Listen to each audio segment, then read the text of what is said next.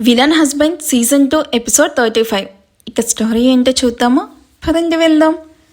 ఆద్య తన ముందు కూర్చున్న సౌరభ్ బంధుల ఆశయాలను చిరునవ్వుతో చూస్తూ వెయిటర్ని పిలిచి అందరి కోసం ఐస్ క్రీమ్ ఆర్డర్ చేస్తుంది.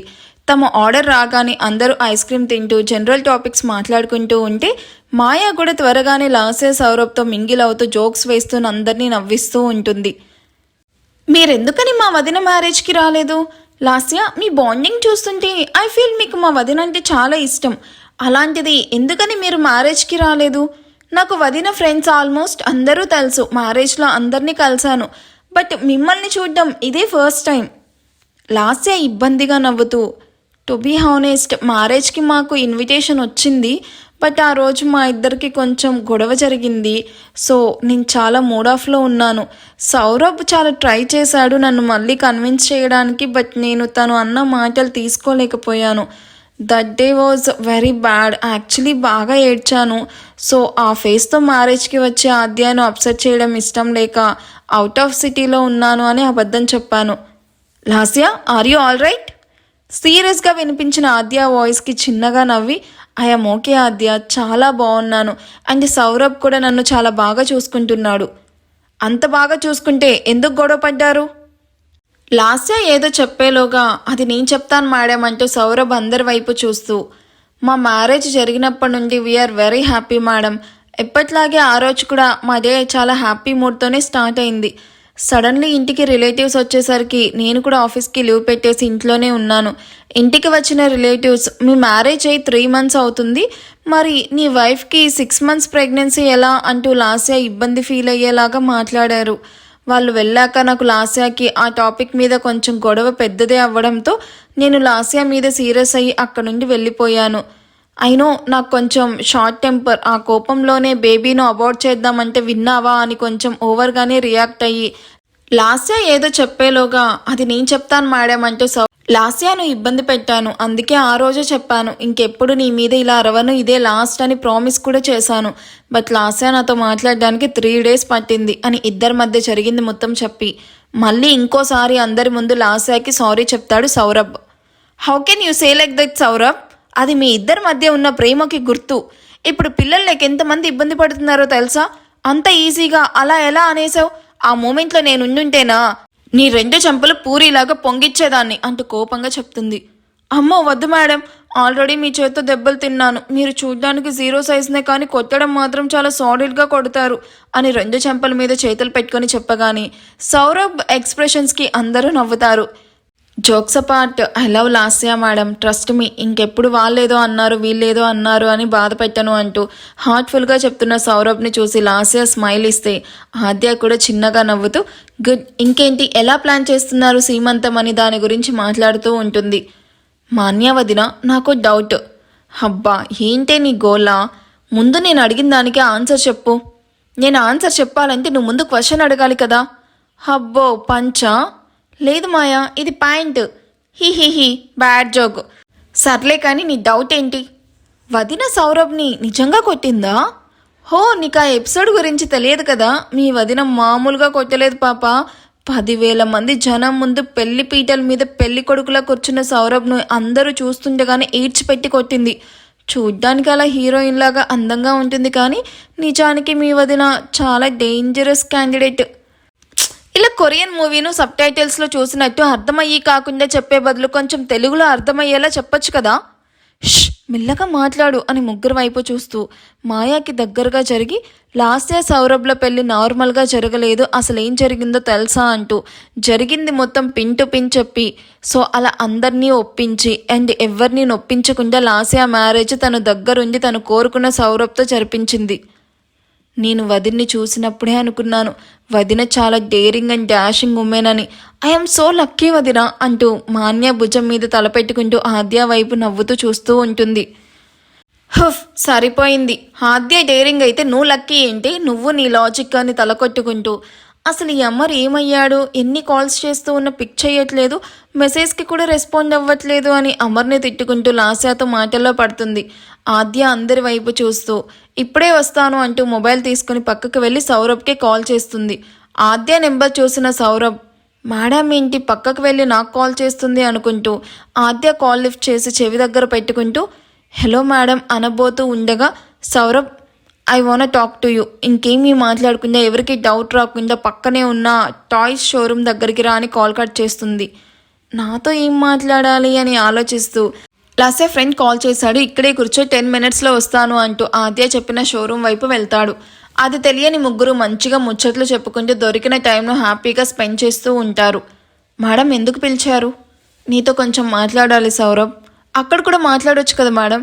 ఎనీవేస్ ఏంటో చెప్పండి మేడం. నువ్వు జై కంపెనీలో వర్క్ చేస్తున్నాను అని చెప్పావు కదా, డూ యూ నో అబౌట్ జై? తెలుసా అంటే పెద్ద పరిచయం లేదు, బట్ అందరికీ తెలిసినట్టే కొంచెం తెలుసు. ఓకే దెన్ చెప్పు, జై ఎలాంటి వాడు? లాసే ఫ్రెండ్ కాల్ చేశాడు, ఇక్కడే కూర్చో 10 minutesలో వస్తాను అంటూ ఆద్య చెప్పిన షోరూమ్ వైపు వెళ్తాడు. అది తెలియని ముగ్గురు మంచిగా ముచ్చట్లు చెప్పుకుంటూ దొరికిన టైంను హ్యాపీగా స్పెండ్ చేస్తూ ఉంటారు. మేడం ఎందుకు పిలిచారు? నీతో కొంచెం మాట్లాడాలి సౌరభ్. అక్కడ కూడా మాట్లాడొచ్చు కదా మేడం. ఎనీవేస్ ఏంటో చెప్పండి మేడం. నువ్వు జై కంపెనీలో వర్క్ చేస్తున్నాను అని చెప్పావు కదా, డూ యూ నో అబౌట్ జై? తెలుసా అంటే పెద్ద పరిచయం లేదు, బట్ అందరికీ తెలిసినట్టే కొంచెం తెలుసు. ఓకే దెన్ చెప్పు, జై ఎలాంటి వాడు? అదేంటి మేడం, పెళ్ళికి ముందు చేయాల్సిన ఎంక్వైరీ ఆఫ్టర్ మ్యారేజ్ చేస్తున్నారు. హౌ ఫన్నీ అని నవ్వుతూ ఉన్న సౌరభ్ వైపు కోపంగా చూస్తూ ఉన్న ఆద్య వైపు చూసి సారీ మేడం, జై సార్ చాలా స్ట్రిక్ట్. ఆఫీస్ టైంలో చాలా సిన్సియర్ అండ్ డెడికేటెడ్గా ఉండాలి, లేకపోతే ఆలోచించకుండా జాబ్ నుండి తీసేస్తాడు. సార్ పర్సనల్ లైఫ్ ఎలా ఉన్నా సార్ ప్రొఫెషనల్గా చాలా స్ట్రిక్ట్గా అండ్ ఎంతోమందికి ఇన్స్పైరింగ్గా ఉండేవాడు. ఆయన పర్సనల్ లైఫ్ గురించి నీకేమైనా తెలుసా?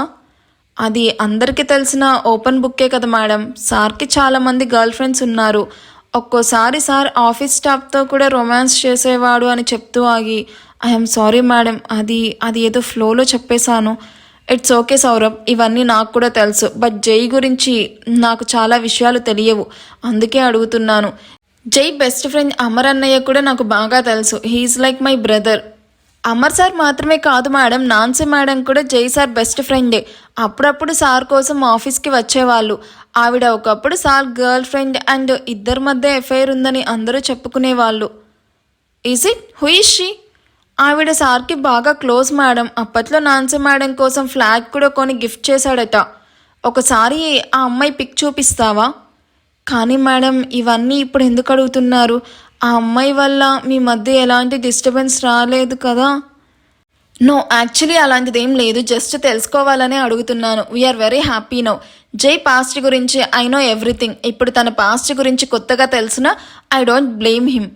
మీరు జై సార్ బాగుండాలి మేడం, ఎందుకంటే మా పెళ్లి జరిపించి మమ్మల్ని కలిపి నా వల్ల అండ్ నేను చెప్పిన నిజాల వల్ల మీరు విడిపోతే ఆ గిల్ట్ నేను తీసుకోలేను. అలాంటిదేం జరగదు సౌరభ్. నేను జైను ఎప్పటికీ వదిలిపెట్టాను అని చెప్పడం చూసి సౌరభ్కి మరోలా జైను ఆద్య అంతలా ప్రేమిస్తుందో అని అర్థం అవ్వడంతో నాన్సీను చూపించడంతో పాటు తన ఫ్లాట్ అడ్రస్ అండ్ జై ఫ్లాట్ అడ్రస్ ఇలా ఎవ్రీథింగ్ అన్నీ షేర్ చేస్తాడు. ఎంత పెద్ద తప్పు చేసావురో సౌరభ్. నాకెందుకో ఇక్కడ పెద్ద బాంబ్ బ్లాస్టే అవుతుందేమో అనిపిస్తుంది. మరి మీకు? ఓకే మేడం, నాకు టైం అవుతుంది అండ్ లాస్యా కూడా ఎక్కువసేపు ఒకే చోట కూర్చోకూడదు, తన హెల్త్కి మంచిది కాదని డాక్టర్స్ చెప్పారు. మీరు సార్ మర్చిపోకుండా సీమంతంకి రావాలి, నేను పర్సనల్గా వచ్చి ఇన్వైట్ కూడా చేస్తాను. షూర్ సౌరభ్, తప్పకుండా వస్తాను. అండ్ పోయిన నీ జాబ్ కూడా వచ్చేస్తుంది. ఇదే లాస్యా సీమంతంకి నేను ఇవ్వబోయే gift. Thank you madam, it's means a lot for me అని ఆనందంగా అక్కడ నుండి లాస్యాను తీసుకుని షాపింగ్ ఫినిష్ చేశాక ఇంటికి వెళ్ళిపోతారు ఇద్దరు. సౌరభ్ వెళ్ళగానే నాన్సీ అండ్ జై రిలేషన్ గురించి ఆలోచిస్తూ ఉన్న ఆద్య కళ్ళు మూసేస్తాడు అబీర్. జై గురించి ఆలోచిస్తూ ఉన్న ఆద్య తన కళ్ళు మూసింది జై అనుకొని జై అని అబీర్ చేతులు తడుముతో ఆన్సరిస్తుంది. ఆ ఇక్కడికి వచ్చిన వాడి గోల్ ఏంటి నాకు అని ఇరిటేట్ అవుతూ, ఎంత మ్యారేజ్ అయితే మాత్రం ఫ్రెండ్స్ పర్సన్ కూడా గుర్తుపట్టలేనంత మీ ఆయన టచ్కి అలవాటు పడ్డావా అంటూ ముందుకు వస్తాడు అబీర్. జై నీకేమైనా పిచ్చా? ఎందుకు నిన్ను నువ్వు గాయపరుచుకుంటున్నావు అంటూ పాకెట్లోని వైట్ హ్యాండ్కి తీసి జైకి బ్లడ్ రాకుండా కడుతూ సీరియస్ అవుతాడు రుద్ర. మరేం చేయమంటావు? మనకి హెల్ప్ చేసిన పాపానికి అన్యాయంగా ఒక ఆడపిల్ల జీవితం కళ్ళ ముందే నాశనం అవుతూ ఉన్న చూస్తూ సైలెంట్గా చేతకాని వాడిలాగా కూర్చోమంటావా?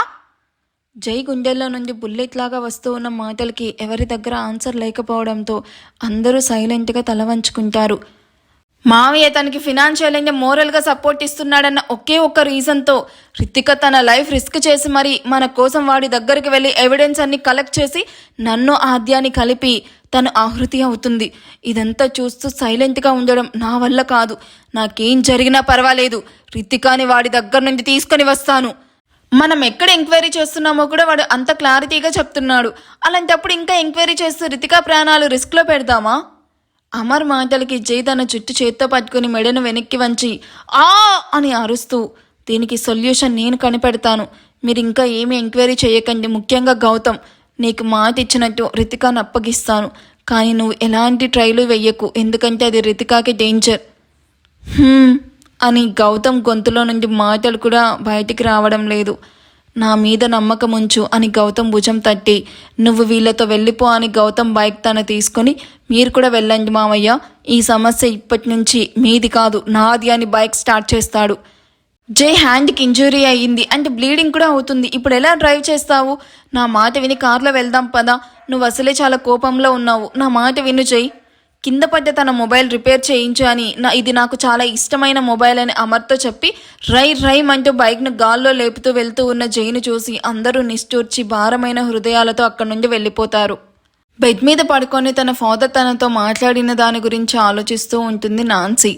నన్ను జైని ఎందుకు ఎవరూ అర్థం చేసుకోవట్లేదు, అందరూ మమ్మల్ని బ్యాడ్గానే అనుకుంటున్నారు, జైకి నేను శాశ్వతంగా దూరం అవ్వాలా అని ఆలోచిస్తూ ఉన్న నాన్సీ చూపు టేబుల్ మీద ఉన్న కవర్ మీద పడుతుంది.